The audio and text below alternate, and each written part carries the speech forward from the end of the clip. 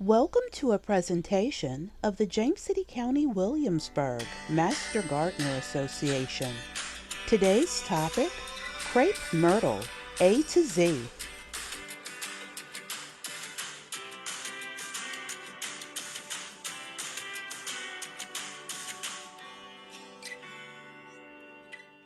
Our program this morning is being presented by representatives of Bartlett Tree Care Company, and I will let our Vice President of Internal Education, Debbie Saini, make further introductions. Good morning, everyone. Good morning.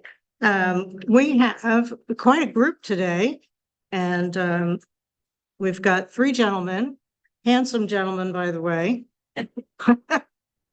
from Bartlett's, and their lovely admin. We've got Kyle Foster, Dan Lonergan, okay, and Andrew Koenig.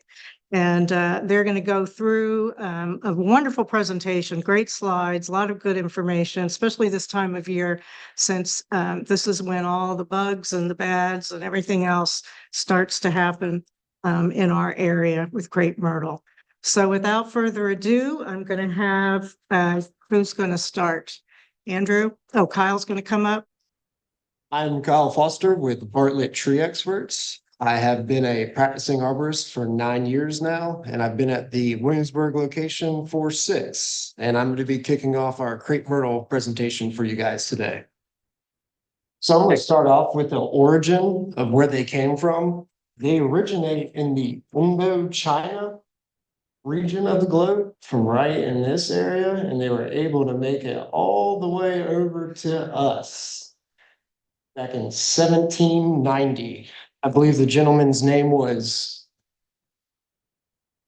Magnus van Lagerstrom. When they were first introduced, they were introduced to Charleston, South Carolina. And here, this map reflects everywhere that they like to grow and hang out in the United States.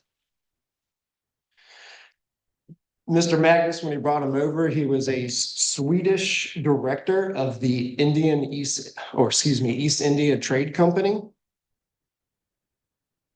And some fun facts and other unique things about the Crape Myrtle is, especially in the southern India location and more northeast of that, they actually use them as part of their industry. They'll actually introduce silkworms to these trees, and then as those worms do their job in the environment, they'll actually harvest that silk. How many people have seen this written out before? Crape versus crepe. Yes. So this spelling right here actually sheds light to how the Crape Myrtle got its name. Is anybody familiar with that? Yep.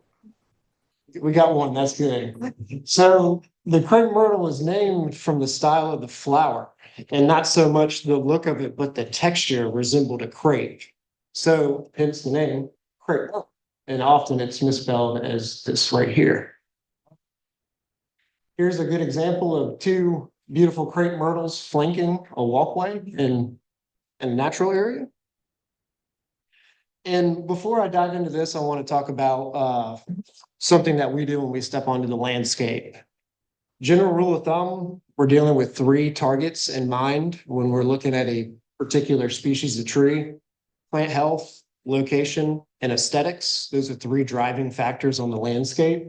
And crepe myrtles, they have a lot of character, a lot of cultivars, a lot of varieties out there. The different characteristics across the board seem to be limitless. They're always coming out with new ones, from the dwarf varieties to the larger Natchez varieties that get quite large.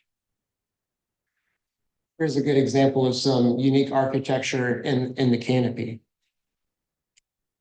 So here's a good example of how each species has different characteristics. And this is really where that aesthetics comes into play. Just like if we were to buy a car, you would be looking at the MPG, the seating, all those factors that come into play. When we're picking out plants in our landscape, it's always good to do your research and look at the different characteristics, not only aesthetics, but height, width, location, what the environment that they like when choosing these. Wide range of flowers. And we were actually talking this morning that they're working on a blue color. I'm not going to hold my breath, but I'll believe it when I see it. And here, this violet color one really exaggerates that crepe-like look, the fluffiness to it. Here's some more of our various colors. Different sizes and shapes. Back to that research, when looking into different varieties of our trees, it's very important. Every time I go to Lowe's and pick up that nice potted plant, it's adorable when we first put it in. You blink, 3 years goes by, and it's way too big and it's gotten out of hand. So when we do go into trusted sources like the Clemson extension, this one's it's older, so I want to take it at face value. Really looking at the height, your colors, and some of them will actually tell you where they like locations in the landscape. But this is a huge driving factor for putting something into our landscape that we like and love. And when we tend to put trees in places that they don't like, especially because we put it there because of the aesthetic value versus practicality, that's when environmental stresses and those variables add up. And when those stress variables add up, that's when we get our pests and pathogens starting to move in. This is where generally people think their crepe myrtles are going to land somewhere in this 5 to 10 range down here in this 3 to 5. And these guys are really nice because they stay about knee high. And these dwarf varieties, I've seen a couple of them, once they get to this size, they do a really good job in maintaining it. I believe this is, you're up next, Dan. Good morning, everybody. Kyle, you're just using the right arrow? I was clicking, I believe. Okay. So, my name is Dan Lonergan. Thank you for having us this morning. And now it's my turn to figure out how to go to the next slide. So, quick little overview of what I'm going to discuss this morning is when to prune, proper pruning, pest management. I'm going to just touch on that. Andrew's going to take a deep dive in that with you all. We're going to talk about crape murder. Anybody heard that term before? Yeah. And then some common conflicts and Dennis Brandon or solutions. So timing is key. So anybody want to throw out there the time frame of the proper time to prune a crape myrtle?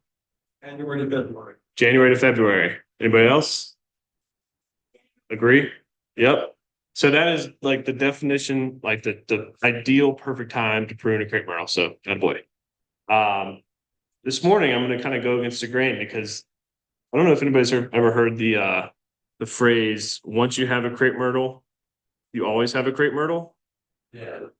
Has anybody ever tried to cut down their crape myrtle? And then just like years of cutting sprouts after that are coming back. So I wanted to bring that up because oftentimes the major conflict with crepe myrtles is the size, like Kyle was just talking about. We get excited, we plant this tree, next thing we know, it's like all over our roof. They're extremely resilient. We can prune these trees any time of the year, but we do lose a lot of the flowers if we do so. They flower on their new growth. So if we were to prune in the summertime, the tree is not going to die because of that. So like if it's a really big conflict, I would go ahead and get it done. But just know that like we're in the wrong time period to have those flowers later in the summer.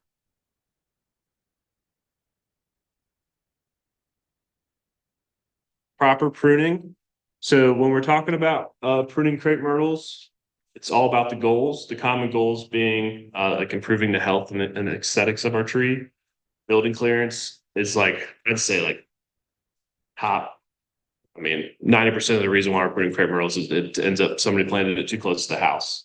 And then another goal might be like the structure and training of the tree, so the branch and limb structure. When we talk about the goals, we move into the specifics of the pruning. So the terms as arborists we use are reduce and remove. We don't use cleaning, we don't use thinning anymore. We oftentimes achieve a lot of those same objectives by using these terms instead. So we might talk about, for example, a crepe myrtle that's riddled with dead branches. We'll remove all the dead branches. I don't know if anybody, maybe 10 years ago, we used to talk about cleaning the dead branches. Now we talk about providing clearance. Say, for example, there's a crepe myrtle growing close to a flagpole. We'll reduce all branches 5 to 10 feet extending towards that flagpole. So just some of the kind of terms we want to use out there in the landscape when we're talking about pruning these crepe myrtles. But again, it all depends on the goals, and everybody has their own goal for their tree. So we talked about like building clearance, structure, health, and aesthetics. Does anybody want to throw a guess out of another new goal that's kind of come up recently when we're talking about pruning? Disease. That part of it. What's blank? And yep, pest and disease. So when we're talking about pruning, we're also now thinking about, wow, we can go in and remove up to like 25% of the living tissue on a tree each year. Think how many aphids and scale and all of those pests we're getting out of that tree when we're doing that pruning. So the picture I took last winter, does anybody see that like blackish tip to the crepe myrtle? It's pretty obvious, right? So these trees are we're totally infested with crepe myrtle bark scale. Again, Andrew's going to take a deep dive into this, but it's just interesting to see, the pest is absorbing nutrients out of the tree. They're digesting it. They're excreting a sugar. We call that sugar honeydew. It kind of rains and drips down from the tree. And if you get it on a sunny day, you can kind of catch it, right? It almost looks like it's raining from the tree. But on that excretion that the pests give out, we have sooty mold. It's this black mold that grows on the sugar. And look at the sidewalk there. See that shadowing? So these pests aren't just like for the health of the tree. Like it gets a little slippery there. So just thinking about the aesthetics, but also just like the risk with these pests. But pruning is an awesome way we can kind of manage that. So here's our crepe myrtle. This just always reminds me of like a Walmart parking lot. I mean, it's like, so this term was apparently in 1997, there was a Southern Living magazine that used this phrase. And I mean, I hear it almost every day now. We don't want to crepe myrtle our trees. I thought I'd just give a brief explanation of why we do not want to do that. The biggest reason in my mind is at the bottom there, it's just straight ugly. But thinking about like how the tree responds to that topping. Who has anybody ever done it on accident? We could be honest here. Before we knew what we were doing? Yeah, I figured nobody raised their hand on that one.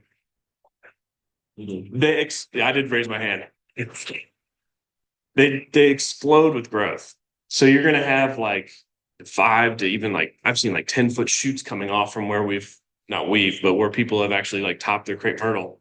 It's a soft, tender growth, and talk about like the perfect habitat for pests. I'm like aphids, scale, they just explode on it. Another reason why is people do it because they think it improves the flowering, but Andrew has a cool study from our lab that shows that that's not true. And then weak and leggy branches, like growing again close to the house, somebody tops their crepe myrtle, it ends up being more of a headache for them than if they just naturally pruned it. All those leggy branches get all over back over the house. During rainstorms, they droop way down. Maybe they're drooping right where you're parking your car. So it's much better to take a natural pruning approach when we're dealing with these trees. Anybody know what the pest that is? Aphid, nice. So again, like what Kyle was talking about, right tree, right place. It's always very important to do your due diligence there. And some cool examples we could see, like at the right side, we have that like shorter tree, but more widespread. Than more upright and vase-shaped trees. So there's so many varieties out there nowadays that like you really can, like if you do due diligence, you can pick a tree that fits perfectly in your landscape. Even down to the bottom right, these little dwarf ones are so cool. They're almost like little bushes, but they have those awesome crepe myrtle flowers. So talking more about solutions. The thing about crepe myrtles is they're very thin trees. You know, we're talking about like the diameter of the branches as we get up. And climbing them is not always a great solution for it just because of the limiting holding capacity of the branches. And then say it's like in the backyard, we can't bring a bucket truck in if we're talking about like pruning the exterior of the crown. So it's not always possible. So again, good to plant the right tree, but if we're at the point where it's like 30 years down the road, you know, we'd still want to take care of these big mature crepe myrtles. And something kind of outside of the box, I wanted to discuss with you all briefly this morning is regulating the growth of trees. We do have products out there that actually stunt the elongation of the branches each year. Some people claim 50 to 60% reduction. I think a good expectation is like a 30 to 50% reduction in the elongation of the branches. So we can treat a tree one time for 3 years, we can get the stunting of that growth. So it's kind of a cool solution for maybe a tree that's not like something we can just prune every year. It's really hard to get to. Might be a cool solution for trying to like keep it more compact. One treatment lasts 3 years. We can also treat every year if that's the goal and really try to like keep it compact. The thing about it is the oftentimes these products aren't very uniform throughout the crown or even through the years. So the first year you might not even see a difference, and then the second year, boom, it's really compact, and the third year kind of like 50%. In other species, we might see 3 years of just like total growth reduction. So that's the only thing that's kind of wonky with it. It's not very uniform across the board. But again, another kind of outside the box solution for you. Any questions? And now bringing in our report script guy, priests, Andrew Koenig.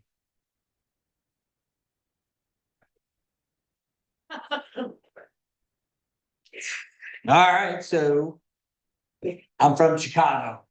Anybody from Chicagoland here? Hey, yeah, my nice new friend. So how many of you guys grew up like in Virginia or the Southeast?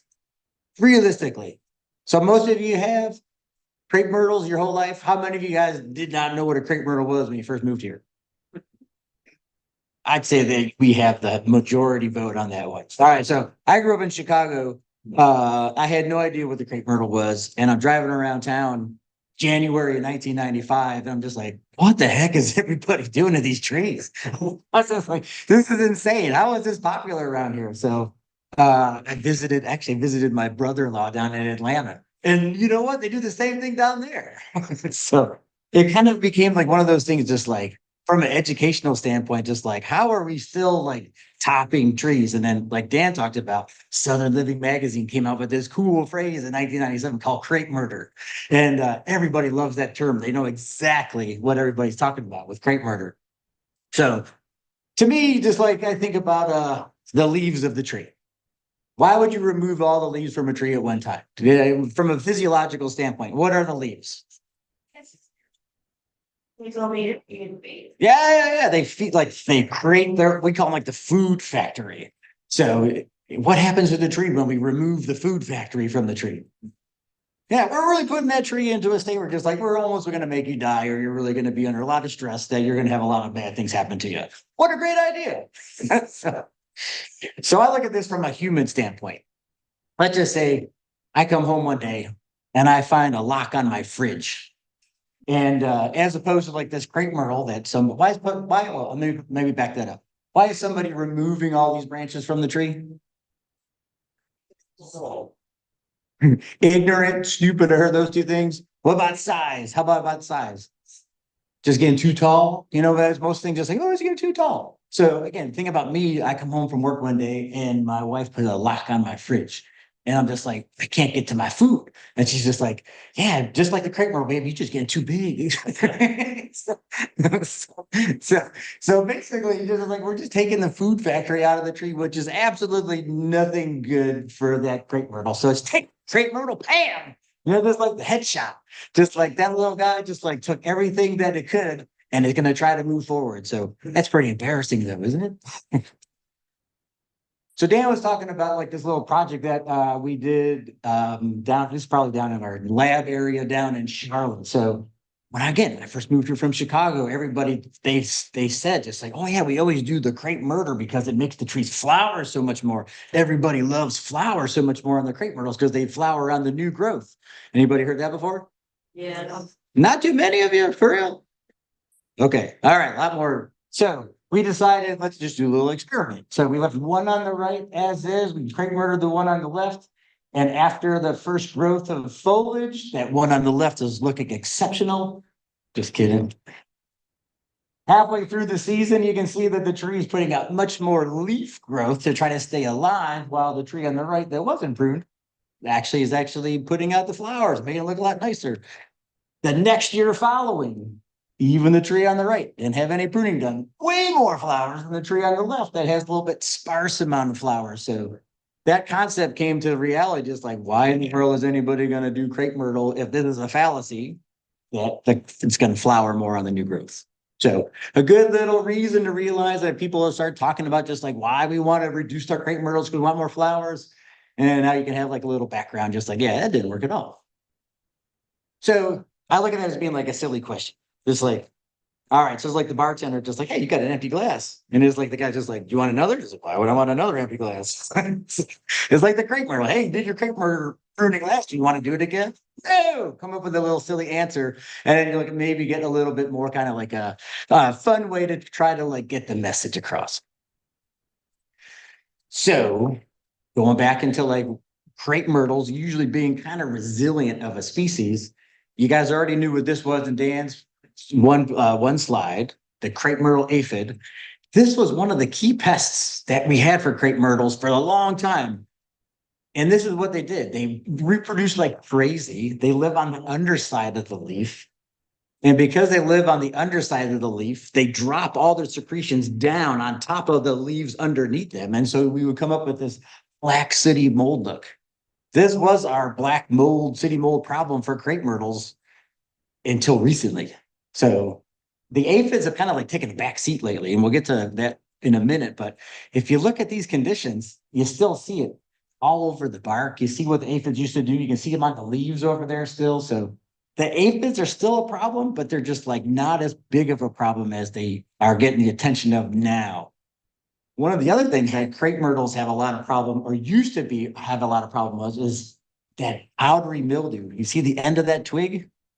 It's all kind of like that whitish color. I don't know if you saw this in Kyle's slide, but when he had all those cultivars of crepe myrtles that were recommended to be planted, the very right of those slides was just said powdery mildew resistance. Good, poor, bad, whatever it was. So we mentioned that slide from Clemson University was probably 10 to 15 years old. That's what a huge problem was for crepe myrtle. There's the powdery mildew. And even Clemson realized just like, hey, you're going to recommend some crepe myrtles. What's the powdery mildew resistance, prospect? So again, you really don't see it that much, to be honest with you, but it's one of those things that with our humidity here, it can pop up at any time. How about these little guys? They're about their time to pop out, isn't it? So a really big, these are called Japanese beetles. They do like more of like a lacing effect to the leaves. Again, they really don't kill the tree, but they make a nuisance factor of the tree. And most of the people that we're seeing in the landscapes are very aesthetically driven. They don't want to see holes in their leaves. So the Japanese beetle, kind of a problem pest, but it doesn't really harm the tree. So what do we think about this guy right here? How would you rate this crepe myrtle? I can't hear you. This is perfect, isn't it? It's just like the location. Where's the location? Full sun, front of the house, got everything that it needs. Looking like it's got, hey, I was planted in the right place. I'm exactly where I should be. How about these guys over here? Homeowner calls you, why are my crepe myrtles not flowering? Pretty simple answer, but some of the homeowners that never had crepe myrtles from like the Northeast that moved down here to like the Southeast didn't realize that, oh, crepe myrtles got to be in the sun. And they will ask, why do I have so few, flowers on the tree? So I go back to like the old realtor kind of explanation. It's all about location, location, location. So, Dunkin' Donuts had it right. It's very simple with tree placement. So how about mulches? How often are mulches being recommended on the landscape? Just like when you're out there doing your inspections, are you recommending mulch more of your trees? Show of hands, anybody showing out there? Just like how often does mulch come up as a topic? It's about 10% of the population in the room says mulch is a good idea. So back in Chicagoland area, Dr. Gary Watson is at the Morton Arboretum. He did a little research project where if you had trees growing under grass and you had trees that are growing under mulch, look at the density of the root system that is under the mulch, which is basically simulating like a natural forest environment. So I put a tree in a happy place, it's going to grow so much better. More roots, more canopy you're going to have a much healthier tree. Put it in competition with the turf, things are going to struggle. So pretty little simple reason, just to make up some recommendations about adding mulch to your the trees that you're seeing out in the landscape. So here's the new guy. I think you guys have all been introduced to Crape Myrtle bark scale by now. Is this true?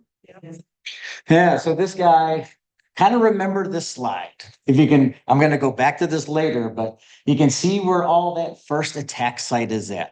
Right above, like where you see some pruning cut down there at the bottom, there is this nice little right there. See where the pruning cuts were made and see where all the scale are attacking? All right, so we're going to go back to this one in a little bit. So the Crape Myrtle bark scale completely attacks one tree, like this one on the right, and then it'll take its time moving over to the one on the left. So this guy on the right is much more hammered than this one on the left is for some reason. We can't explain that why. That's just the beauty of nature. But one of the things that we do know is that Crape Myrtle bark scale originated right down here in Texas. How it got to Texas, that's a good question.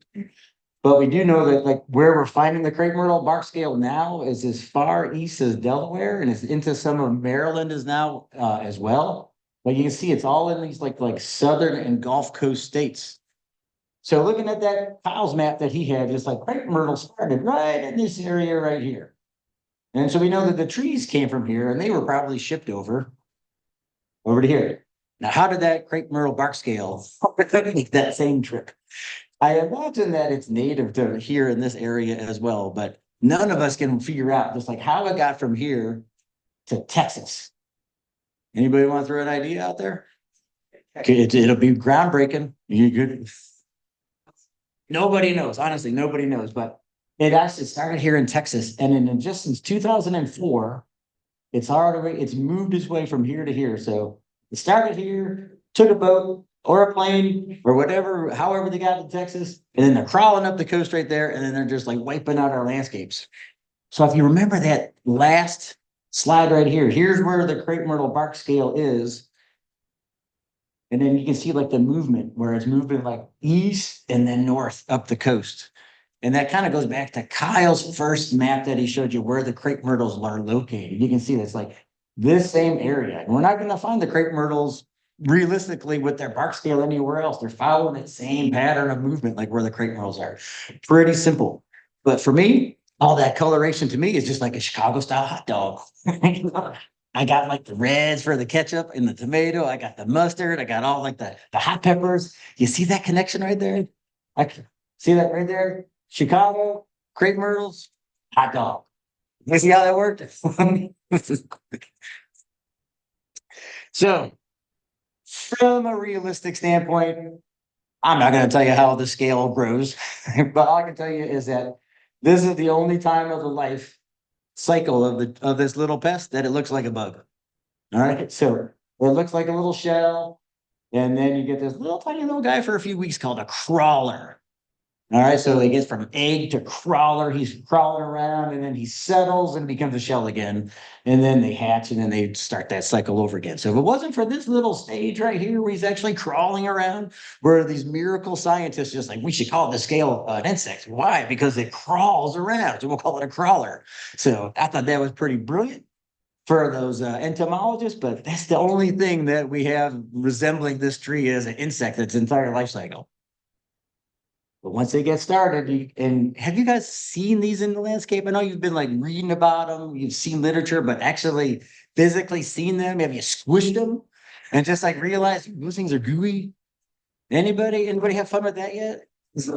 Some of you guys. So this is why, I don't want to squish it. I just So underneath each one of those little egg masses are each one of these tiny little eggs. So you can see one of those little scale-like shells have hundreds of new little babies that are gonna hatch and then turn into those little crawlers that are gonna start moving all around the tree. You know how many times this happens in the course of one season? Too many and a lot are not a number. 4 times during the course of 1 year. There's 4 generations of this happening. So this is why this just explodes in the landscape so fast and why it's so hard to control. But we have been doing a little bit of research, and you can see like there's some crepe myrtles being found that some crepe myrtles are being more resistant to the bark scale than just like some others are. Just like when we had that powdery mildew kind of slide, where some powdery mildew or some trees were like resistant to powdery mildew. Some of the crepe myrtles are not as favorable to the crepe myrtle bark scale as well. So a little bit more research is going to have to be done. Nobody's doing this really yet around here, but to try to realize what species of crepe myrtles we have, because most people don't know cultivar they have. I have a crepe myrtle. What kind is? So unless you guys have the tag when you planted it, right? So unfortunately, we got to start from like a standpoint of just like what are we planting? And again, this is more of the fun for extension and master gardeners to figure out which ones in Williamsburg should you be recommending, doing a little back history and backstory and trying to figure out the future, what should be recommended. In terms of control of the bark scale, we see these little predators. Now, realistically, all these guys aren't going to occur very well in the environment. They work great in the lab. All right, so there's got like scale destroyer beetles. We've got the lace bug, lace wings, and we've got these like insidious flower bugs. That's a cool name, but realistically, we don't see them out there in the nature. But I have been finding this guy right here came out of nowhere. Have you guys seen these little fuzzy little guy right here before? Anybody seen that little guy? One hand. All right. So look on the crepe myrtles that you have. You can put both hands up if you want. Make it look like 4 people. So one person has seen this little guy roaming around. They're like little turbos running around the crepe myrtles, trying to like find these little crepe myrtle spark scales. This is our only real natural predator that are doing the work for us. They're a little bit outnumbered though, so you can see, yeah, I didn't think that was going to work. Let's see. Yeah, unfortunately. So this little guy should be like chowing down on one of these egg masses. But these guys can all eat so many in a day, right? So you've got like one egg mass that might have 100 little eggs in it. And you can see he's only so big. He might eat maybe one scale a day, something like that. But all these little guys are like hatching and hatching and hatching. So I can only eat so many jelly donuts myself in one sitting. How many do you think that he's going to do? So other ways of control are always going to be needed to help support like the population of these pests. Another little natural way, people just like to try to scrub the scale off of the bark. Anybody try to recommend this one yet? I've got one client, they have hundreds of these guys. It's a commercial property and they've actually went and power washed the lower stems to try to make the trees look a little bit more appealing. We're still treating the tree to try to get the population under control that's up in the top of the canopy. So this is realistically on a case-by-case homeowner basis. It might be a possibility to make it more aesthetically pleasing, but the pests are still up higher in the canopy, but it's something fun to recommend. The little brush, little power drill, soap and water, and then let them enjoy. I would join them. I took out the product names intentionally, but these are like some of like the ways that we have to treat, like again, mixed rate really doesn't matter, but like this one's like apply as a dormant before, during crawler emergence. All these generations, 6 to 8 weeks for more generations.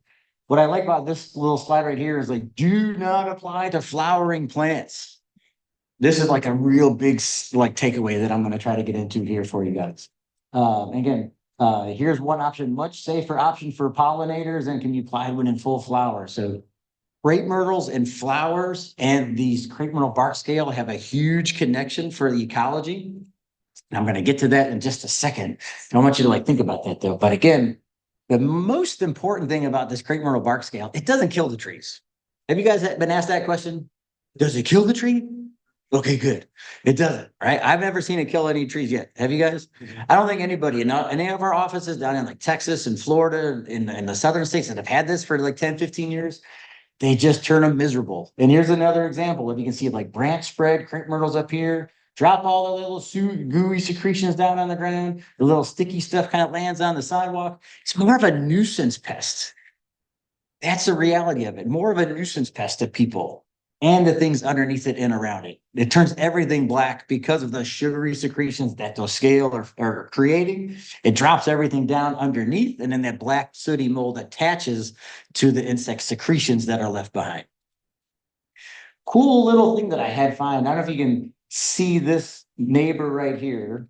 He's got one crepe myrtle, and this is another crepe myrtle. So going back to aphids about 3 to 5 years ago, I was treating this client's property for aphids, and I kept them pretty clean. This neighbor over here got hammered by crepe myrtle bark scale. I wasn't treating his tree yet. And he's asking me one day, just like, my tree's black. And at the time, his fence was completely black. And he looks over and he's like, how come Tom's tree isn't black? And I was like, well, I think we actually got some accidental control early on, and we realized, oh my gosh, we got good control from bark scale just by treating the aphids. So we started treating his, and now they both look just the same. So the good thing is that there's great therapy out there done right. The key is I am such on high alert for protecting all these bees. And I got to share a little silly fact with you. I woke up last night. I had a story. I was still playing Little League Baseball. And while I was out in the outfield, there were bees all in the clovers all around my feet. I was just like, I've never seen this many bees before. So the bees are always on my mind about how I'm trying to protect these guys and keep them going in the landscape. I don't know why I had that dream. I'm going to connect it to the fact that I wanted to see you guys today and talk about bees. So, but the fact is, like, the bees are going after these flowers. So years ago, before we had some of like the technical kind of information that we have or capabilities, we used to didn't think that the bees would go after crepe myrtle flowers. Any reason? You guys don't know why? Anybody know why they used to hypothesize this? See, I came out as one big blah, blah, blah, blah. They're not native. Not native. This is a good answer. Any other choices out there? Anybody? Why was the thought that bees would not go to a crepe myrtle flower? Sterile, I heard kind of mumbling up there. Throw it out there. Anybody? So there used to be the thought that crepe myrtles didn't have any nectar. It wasn't until recently, I'm going to say recently, that with some of the new technology that we have, that we can find out, they're saying, oh my gosh, there is a lot of nectar in these crepe myrtles, and the bees love to come to the crepe myrtles, and they feed off of that nectar in the flower. So going back a couple of slides here, we're gonna look at all these different product options and my importance of like trying to say just like, do not apply to flowering plants. There is a huge product out in the environment that are out on the shelves that we all have. It's an active ingredient is called imidacloprid. Have you guys ever seen that? I'm not gonna go with brand names for the products, but this imidacloprid is all over the web about how we're trying to get it off of the shelves to save our honeybees and all of our butterflies and all of our pollinators. So like here's a cool one that I picked up from Georgia. It's like called What's Your Flavor? Bee preferences. And now it's not cooking. Darn it. Bill, we had that in the beginning. All right. So if you guys can connect these links to like look at these later, you'll actually see again just like bee preferences for crepe myrtle. So University of Georgia went a little bit deeper than that slide that I had, and they have like maybe 15 to 20 different crepe myrtles out there now, where bees will actually come to a little bit more cultivars of crepe myrtles. And so trying to protect those cultivars are a little bit more important these days. A little IT support here.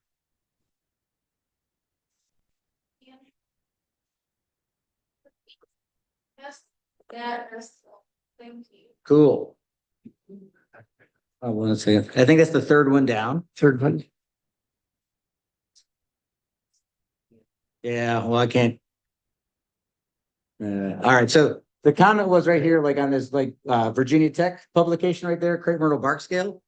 Just, Yeah, it's not allowing me a hyperlink there, so if you get a chance, take a look at some of these, but some of the universities, Mississippi State is this bottom one, Virginia Tech here. But we're trying to connect this middle one here, this neonicotinoid insecticide, which is imidacloprid. Imidacloprid is having a huge impact on the honeybee population. The real thing is like it's called colony collapse disorder, and the bees are actually feeding off of the nectar. They come back, and the imidacloprid makes them feel like they're in a drunken stupor, like they just went to like Paul's Deli and they're tag can't figure out how to get home. All right. So they don't know how to go back to the hive. So it turns them into like this little crazy kind of like little mess. And they really just kind of get disoriented and just like fall apart. So we're trying to get this product off of the shelf. And unfortunately, it's going to take a long time because every single product that you see at like the Home Depot and the Lowe's and Ace Hardwares has this active ingredient called imidacloprid in there. So while you're out there making recommendations about how to treat crepe myrtle bark scale, I mean, my opinion would be try to do a little bit of research. What is available that Virginia Tech might recommend? And again, it's check out that third link and you have it right there. Yeah. Yeah.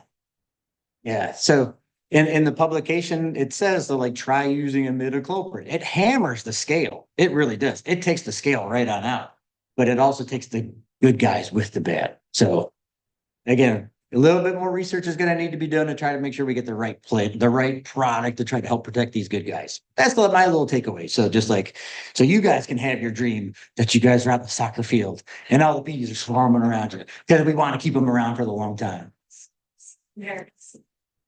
There are products out there, and it could be something as simple as like in the dormant period, you could apply just the old school dormant oil and try to smother those egg masses for sure.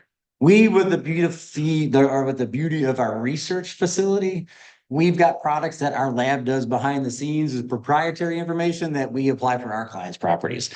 That's us. The homeowners, it's going to have to go back to a little bit more old school, like I said, like horticultural oil, and the soap, insecticidal soaps, those kind of things, with a lot of different treatments. So our products are a little more systemic, so they become part of the plant. We can keep them under control for long periods of time. There's the question in the way back. Home remedies. Go to the store, we'll have tobacco, water, and is that doesn't think it's bad, right? Well, that's that. Yeah. So the question was just like some of like the home remedies online. Is that what you're saying that they have like little you mixing tobacco with water? Yeah. And that's where like that kind of like a homemade neonicotinoid. The nicotine is actually one of the ways that we're actually using the chemistry of nicotine to create an insecticide. So that might be somebody just like I'm just gonna mix my Kodiak snuff with water and I'm gonna like put it in a spray bottle. I don't know if it works or not, but for that imidacloprid, don't use it on a flowering plant, even including the crepe myrtle. But I don't know if you guys remember, like going back like 10 years ago, where this same product hit the news when it wiped out like linden trees. Do you guys remember what the piles of bees that they found underneath the tree? That's going back how far this product has been trying to be like taken off of like use around flowering plants. So we used to think that we can use it on crepe myrtles because crepe myrtles don't have nectar. Bees won't go to the flowers because they're not going to be harmed. Realizing there's like, yeah, that's a fallacy. Yeah, the bees are getting impacted by the crepe myrtles just as much. So we got to come up with ways collectively. You know, we have our way, you may have your way to try to figure out how are you going to recommend to try to take care of crepe myrtle bark scale, hammer those guys, but leave those good guys alone. All right. So you guys ready for battle? Got a lot of strength in numbers. All right. Lots of courage out there. Don't be afraid to let anything happen. I'm going to wrap that up with us just saying thank you very much. That's like 9:46. We had 45 minutes of topic time for you guys today. So we nailed it. All right. So all right, thank you guys. Thank you for watching this presentation by the James City County Williamsburg Master Gardener Association. Please visit our website for more educational videos at jccw.org. wmg.org.